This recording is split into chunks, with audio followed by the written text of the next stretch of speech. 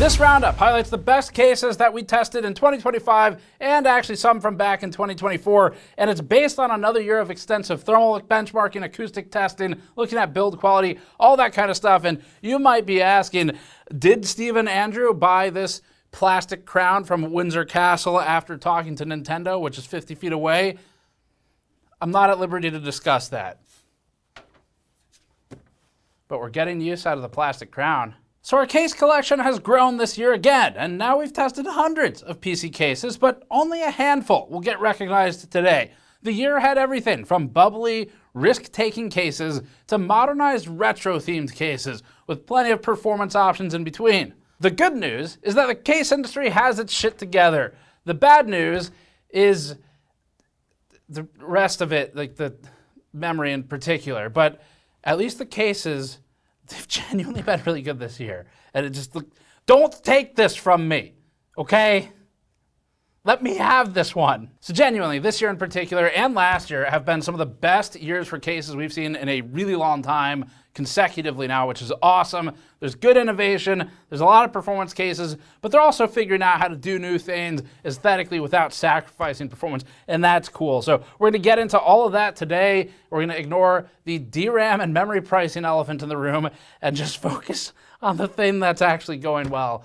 The coolers are doing pretty well also, actually. So we've got two things. Let's get into the cases. This video is brought to you by us and the GN store at store.gamersnexus.net with our new coaster packs, t-shirts, stickers, and USB drive copies of content, funding another year of in-depth case reviews and thermal analysis. Following the massive success of our self-funded AI Dystopia series of special reports, we've already expanded the goals and are now working on a new deep dive investigation into the memory industry. We're funding these huge reports with our new Retro I/O coaster packs that are shipping now, including 4 distinct coasters that you can see here, all modeled in Blender, alongside our AI Dystopia backer kits with a mix of backer rewards like bonus videos, wallpapers, a USB drive containing a copy of some of our upcoming movies and investigations that we're writing with our USB duplicator, our new t-shirts, and even our Snowflake the Data Pirate doubloons for the piratical among you in one of our kits. We also just got in our second sticker pack for the Dystopia series of special reports, including all in-house hand-designed stickers with a pair of Snowflake the Data Pirate stickers, a large unhinged vaporwave smiley with the sensor block and one on yellow, a video unavailable sticker from our BFFs who took down our Black Market movie previously, and more. Support our in-depth, independent testing and reviews for the next year over at store.gamersnexus.net. Thanks for your help, and now back to the roundup. All right, so welcome back to another Best of Roundup series for the end of the year. We love doing these. This is my favorite series to do because we get to look back at all of the actually good things from the year. The goal for this content, just to set the expectations, is for anyone who kind of checks back in every 2 to 5 years to build a new computer. This is meant to help those types of people. If you're an enthusiast, you've been here all year, then basically just have fun getting a rewind of everything we've looked at. But for those of you checking back in, this is more of a flyover of what we've looked at for the past year or so. And if you want the full in-depth review for any one of these cases, you want to learn more about one that interests you, then we will have those linked in the description below. You can check out the reviews we wrote or filmed throughout the year to get information on that. We also have links to all the cases down below if any of those interest you. So for this, we're going to be looking at the best budget cases under $100, the best thermals, best noise-normalized thermals, best out-of-the-box thermals. We'll also look at a couple of the most creative or innovative and most mechanically complex and advanced cases for the past year. End of 2024 through now basically is what we're looking at. And let's get into the roundup, starting with the most important one. Our first award is for the best overall case of 2025. Like last year, it was difficult to figure out for this year, and that's good news because the case market is thriving with excellent advancements in design and performance, despite whatever the fuck the entire rest of the PC industry is doing right now. Patrick and I talked through a lot of options. The best overall has to be universally good, including thermal performance, acoustic performance in the chamber, value and price, build quality, aesthetics, ease of installation features, scale management, and again, it all has to be priced reasonably. The Fractal Meshify 3 is our best overall case for 2025, and in particular, the Meshify 3 Ambience Pro RGB, and the cheaper and less flashy Meshify 3 RGB. There are some better cases in individual areas, but we think this is the masterclass overall. We considered the HAVN BF360 for this category, but it just wasn't technically the best thermal performer despite being good, and it's expensive. The HYTE X50 was also in close consideration, as was the Lancool 217, but while these cases ticked many of the boxes, they didn't tick all of them like the Meshify 3 does with its new price. If not for that new price, the Meshify 3 would have lost the spot to probably one of these other cases, but now the Meshify 3 Ambience Pro RGB is $130 to $144, which is a massive fall off a cliff from the $220 launch price earlier this year. That instantly qualifies it for consideration, especially with the $105 to $110 price of the non-Ambience version, although we do think the lighting feature is key to the case. The Meshify 3 Ambience Pro RGB brings back Fractal's angular mesh front panel design and geometric pattern, using an ultra-fine mesh that breathes well while filtering dust as a byproduct. From some angles, it looks like a low-poly 3D render or something, and we mean that as a compliment. The way light interacts with the case is well done, and Fractal's use of RGB lighting strips on its now $80 cheaper Ambience model shows care and attention put into something that we've memed on for a decade now, which is LEDs.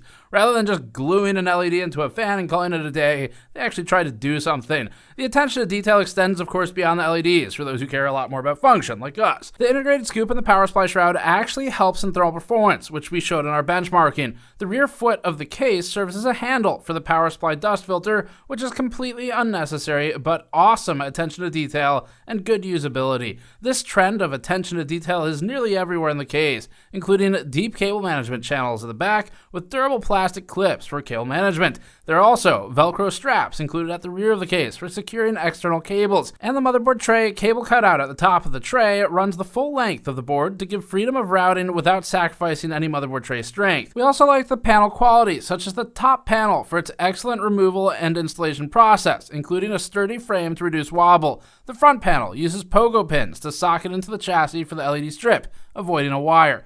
Clever functional features include flippable fan rail mounts that allow 120 or 140mm fans to be mounted without either one of them being obstructed by the rails for the other. We see cases all the time that support multiple fan sizes, but end up blocking the flow of the larger fans with the rails that are present for the smaller ones. By using a mechanically clever and stupid simple flippable rail, Fractal is able to leave the fans unobstructed at either side without complicating the build process. The two SKUs we're recommending come with 3 140mm fans pre-installed at the front. It's this configuration that allowed Fractal to hit the top slot in some of our charts back when we reviewed the case earlier this year. And even as recently as our HYTE X50 and HAVN BF360 reviews, it's still at the top in at least one chart and holding top entries in the other charts. This is a resolute successor as well to the Fractal Torrent, although completely different in the execution of how it got to the top of the charts. Most of our criticisms of the case were related to its price, but that's now resolved entirely. We had some smaller complaints, like the cable cutout and the power supply shroud being undersized. Overall, though, the Fractal Meshify 3 performs excellently and is a chart topper in some cases, or top 5 in basically all cases we've tested, while also executing with solid build quality and now competitive pricing against its peers.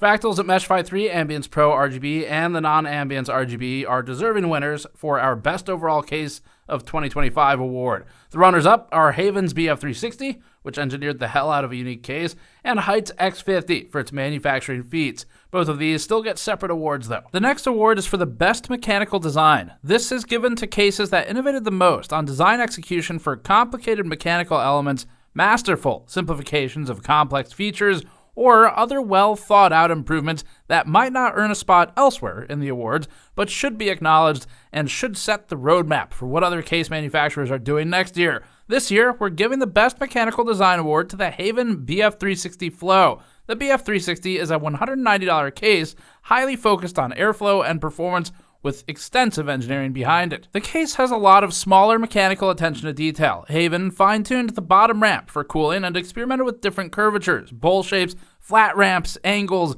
and ultimately settled on what they shipped for the ability to better project air straight into the GPU side of video card coolers. The case also includes a recirculation prevention plate, similar to what you might find on the front of a server rack, so you can plate out and block the empty area of the front panel after adjusting the fan location. This preserves freedom of moving the fans, but also the flow performance. We tested this in AB benchmarks and found that the backflow prevention plate actually works and does help with thermals. In smoke testing, we saw a slight recirculation effect on the inside of the case behind the plate, meaning that this air would likely exit and re-enter the front fans without that plate, so it does work. Likewise, the panel design uses large slats that are carefully shaped to minimize plastic obstruction at the blade tips of the fans while still maintaining structural integrity of the panel. This is something a lot of companies don't pay attention to when placing structural support for panels. The BF360 also has rubber grommets at nearly every metal-to-metal contact point in the case, which we've really come to appreciate.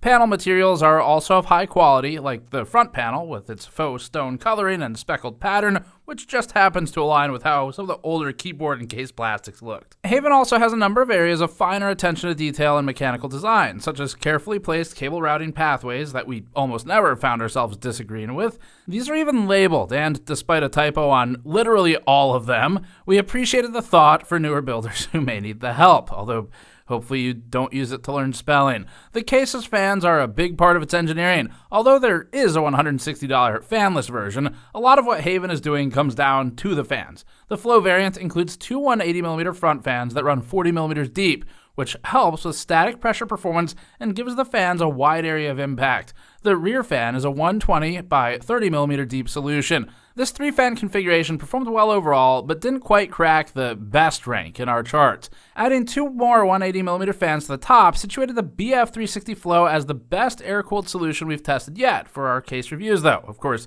if you add more fans to other cases, they also do better, but this one in particular does well with 4 180s. Our review included fan tests on our fan testing machine, which was really exciting to get public, and that included A/B comparisons with the Fractal Torrent 180mm fan for PQ, or pressure and flow. This was in addition to our thermal benchmarks for the BF360 Flow, which had it overall competitive. It's not the best, but it's up there with the best, and its mechanical design is, we think, the best for this year. Overall, we liked the BF360 Flow for its design, mechanical complexity, and in areas where it did simplify, its ability to do so without losing meaningful features. We'd even say that this case is recommended.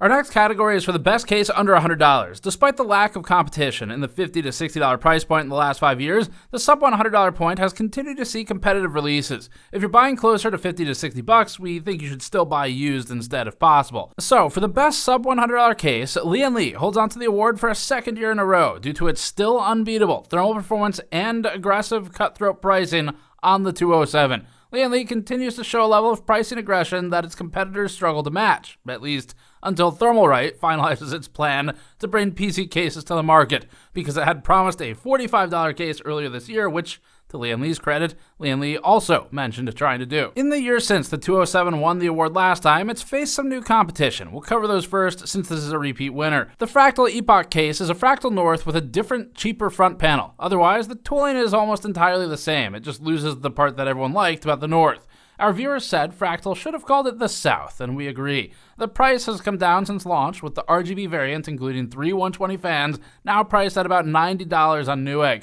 That makes it a serious competitor to the 207, but the North was primarily special for its front panel, with the rest of the tooling somewhat standard and not particularly impressive, and the thermal performance of the Epoch can't beat the 207 in our noise-normalized testing. As for the Phanteks XT Pro Ultra, we thought that case was simply fine, but was otherwise mechanically and thermally unremarkable. The Corsair Frame 4000D RS ARGB is a strong competitor, as is Lian's own 217. But of all of these sub $100 cases that we've tested, the 207 is still the best. The 207 includes two 120mm bottom-mounted intake fans that pull through the ventilated side panel and the rear of the case, where typically the power supply would sit.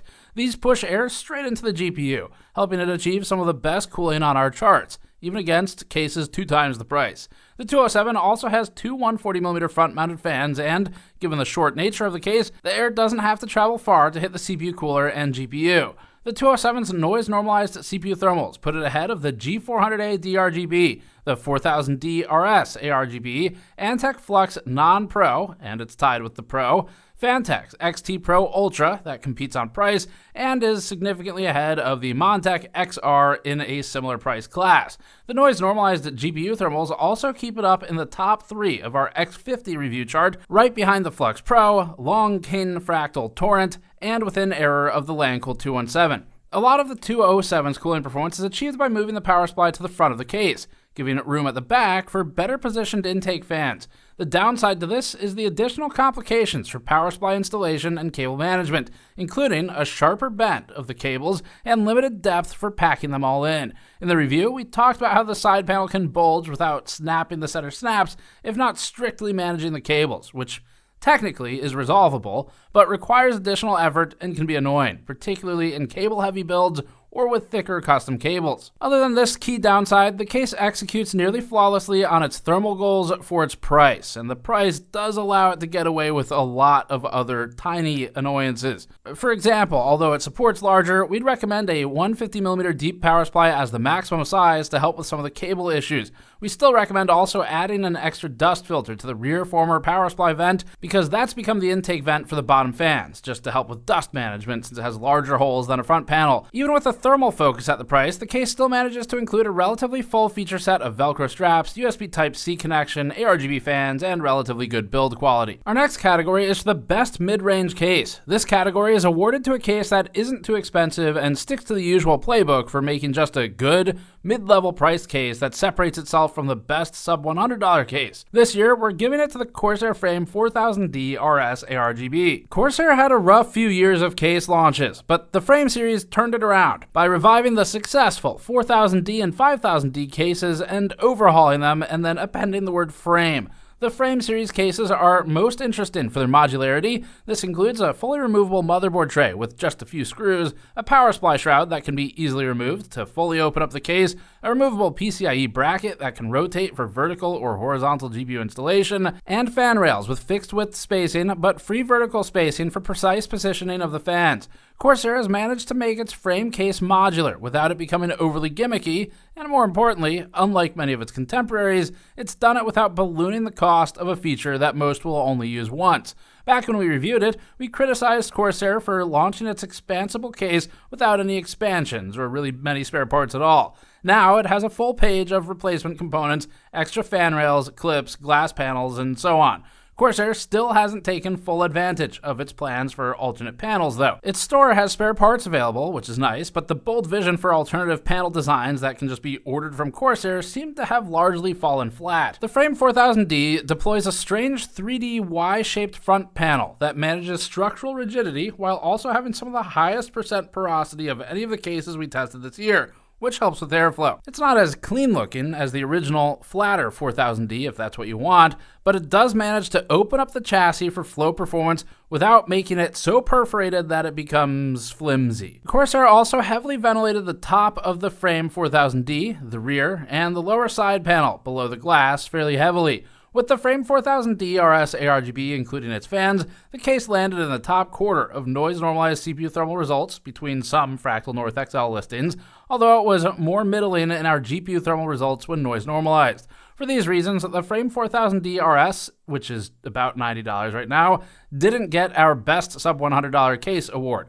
It's just not strictly better than the Lancool 207 in that price category, but from a build quality standpoint, its versatility, its resolution of problems that the 207 has, like with cable management, it still belongs on the list and is a good case, just for different reasons. The ARGB variant that includes fans puts it into the mid-range category at typically about $125. However, lately, the case has been available for around $100 with the fans. We don't know if that's temporary or not. The Corsair Frame 5000D RS ARGB is basically the same case, and we have tested it, but it's scaled up. That one's close to $180 to $200 with the fans. If the Frame 4000D is what you want, but it's too small, the Frame 5000D fills that segment. However, Corsair does have a ton more competition at the $180 to $200 price class. Our next award is for Best Noise-Normalized Case Thermals, which combines acoustics and thermals for simple, objective scoring.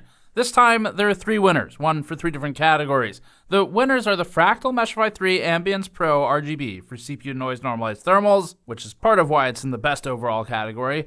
Another for the Lancool 217 for VRM and RAM noise-normalized thermals, and the Antec Flux Pro for GPU thermals noise-normalized. For this testing, we position the cases in our hemi-anechoic chamber with the microphone 1 meter away, then adjust fan speeds of the case fans, but not the system fans, until it hits a noise-normalized target of 27 dBA. This is using the fans included in the case. This levels the playing field to show some nuance beyond full-speed fan testing. The Fractal Meshify 3 came out earlier this year and immediately netted itself a new best result on our noise-normalized charts. When we reviewed it, the case instantly chart-topped for noise-normalized CPU thermal performance with a 44-degree P-core result over Ambient. The Flux Pro, which came out late last year, maintains rank in the top cases for this same chart. Objectively, the Meshify 3 Ambience Pro RGB won this result with its combination of its three 140mm Momentum 14 RGB fans and its highly perforated front panel design.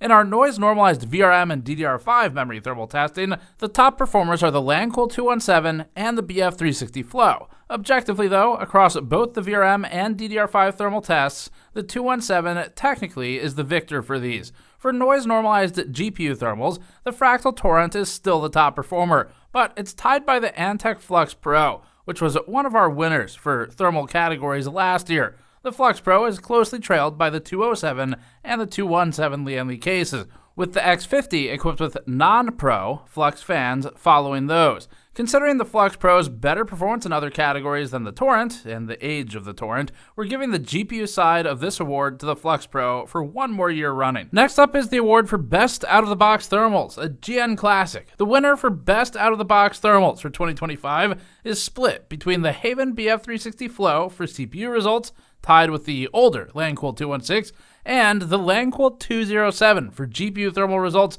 tied with the Antec Flux Pro from roughly last year. With the full case fan speeds and testing CPU thermals, the best performer for our data set is the HAVN BF360 Flow with extra fans installed, but that's not out of the box, and this is for out of the box thermals. Stock, the older 216 and the HAVN BF360 Flow without the extra fans, the default configuration, are both at the top of the results. The HYTE X50 with Flux fans is also up here, but that was an arbitrary choice as the case doesn't include any fans, and so it's not eligible here, because out of the box, it doesn't have fans, so wouldn't do too well. Like the Torrent, the 216 is old enough that we're ruling it out. However, it and the BF360 are at about the same performance level, followed closely by the Lancool 217, which is newer. For GPU thermals, the Lancool 207 and the Antec Flux Pro hold the top of the chart. The BF360 couldn't quite make it to the top here, with its stock result landing below the Lancool 217. Antec's Flux Pro remains highly competitive now a year later, and we look forward to seeing what the Noctua version of the case can do once that comes out. Lian's 207 manages better GPU memory thermal results than the Flux Pro, and it's tied in GPU temperature. Our Most Innovative Case Award is given to cases with the most different designs that take the most risks. That can be manufacturing, market, or performance risks, because innovation and risk pushes the industry forward. This year, the Most Innovative Case Award goes to the HYTE X50 case. We're giving a runner-up award to the Silverstone FLP02 as well. The HYTE X50 makes heavy use of metals, mesh, and curves. The case moves the power supply to its historic top mount position and aims to achieve top ranks in cooling performance with its perforations. Most notably, the manufacturing process involved figuring out how to edge wrap fine mesh with moderate porosity to the corners of the panel, past the apex of the curve, and also figure out how to stamp and bend louvered slats to enable unobstructed exhaust, while also strengthening the PCIe slot structure. We tested this with Lian photography in our lab for the review and found that the louvered vents actually do work. But the so-called acoustic glass didn't do much for acoustics, since the case isn't entirely wrapped in it, although its lamination will help with containing shards in the event it ever shatters. Thermally, HYTE managed to achieve competitive performance when equipped with fans from the Antec Flux Non-Pro, including beating the Flux Non-Pro with its own fans in the noise-normalized CPU test. It wasn't the chart topper that HYTE had hoped for, but it at least did acceptably. GPU thermals were far more promising for the HYTE X50 Air, thanks to its mesh side panel, landing it toward the top of the chart with the Flux Non-Pro fans. Our Lian photography showed that this was due in part to the mesh panel, allowing GPU exhaust to exit and get away from the case more easily. The case did okay overall, but that's not why it gets an award. The HYTE X50's notably bubbly design gives it peerless differentiation in at least one category, which is its innovation on the manufacturing process to get there. Compound curves are a complicated manufacturing hurdle when trying to maintain structural integrity with thinner metals and high porosity. Although easily achievable with cheaper plastic molding, doing this with metal meant that HYTE had to iterate through multiple trial and error manufacturing processes with its factory. This meant changing metal compositions to modulate strength.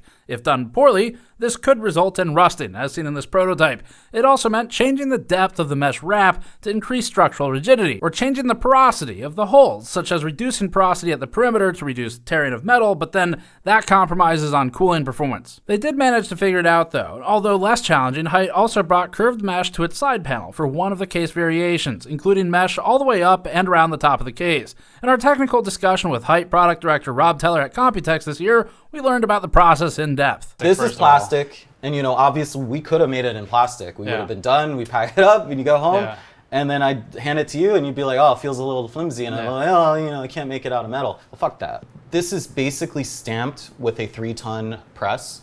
We use hydraulic presses, and so that means that when the machine comes down, it comes down very slow and smoothly. The process to figure this out too, we experimented with using like heated up presses, which is very, very expensive.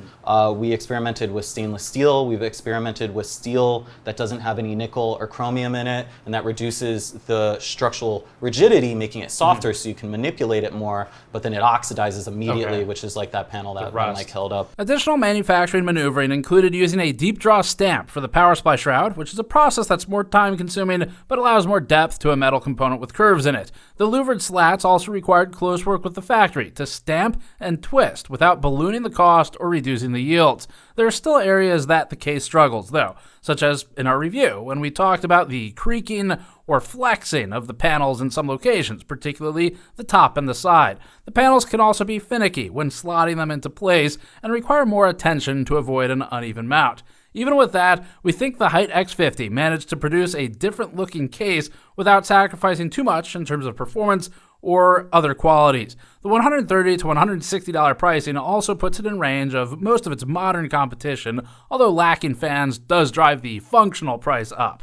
This category's runner-up is the Silverstone FLP02, a retro-themed case that manages to modernize the functionality of an old look. We appreciated the concept of this case when we first saw it at Computex. The case has 5¼ drive bays, actually usable and present, complete with retro-themed floppy face covers, although you could complete the look with an actual IDE floppy drive. Center front is a keyed power toggle, a turbo switch that boosts the fans to 100% speed, and a reset button, plus a large 7-segment display to show the fan speed. The FLP01 lacks in some areas, like access to air, but it still outdoes its predecessor inspiration while staying true to the style. The case modernizes the sleeper build, like with support for large video cards of today and some radiator support as well. For these reasons, we give Silverstone the runner-up award for most innovative case, and we're working on the full review of that right now. There's plenty of honorable mentions here for the year as well. You can check our case reviews playlist on YouTube. I'll link that below if you want to see some of the stuff we went through other than what was named here explicitly. There are a lot of other things out there that we didn't think landed as a best of, but is maybe still worth considering for you, and that'll be in the playlist. For other best of roundups coming up, we are working on a best coolers. So we have a totally refactored set of cooler testing that we're going to publish with the roundup to look at what's out there for the year. That includes air and liquid coolers, and then we need to add a bunch more as well. And then we'll be looking back through some of our CPU data and GPU data over the coming weeks as well. Plus, working on our ongoing special reports, like the series where we bought this. I don't, look, Andrew saw it and he was like, we can use this for the best of roundups. So it has been put into use. That is 15 British pounds and 60 pence right there. I'm getting my value, goddammit. Thanks for watching. Go to store.gamersnexus.net if you want to buy something like one of our shirts, sticker packs, or our backer tiers to help cover things like apparently a crown from the UK, but hey, it's gonna find its way into our best of, so it's worth it. Otherwise, as always, thank you for watching. Thanks for supporting another year of case reviews. We have more coming up, so I do want to name the Lian Li 217 Infinite. Is really interesting. That just hit our radar. It hasn't arrived yet, but we're gonna be looking at one of those as well. That is worth pointing out, though. We saw it at Computex, and that's going to be kind of one of our honorable mentions here, but it came in a little too late to land this list if it would have made it. But we're still going to have that review coming up, so check back for that. Thanks for watching. Subscribe for more. Go to store.gamersnexus.net, and we'll see you all next time.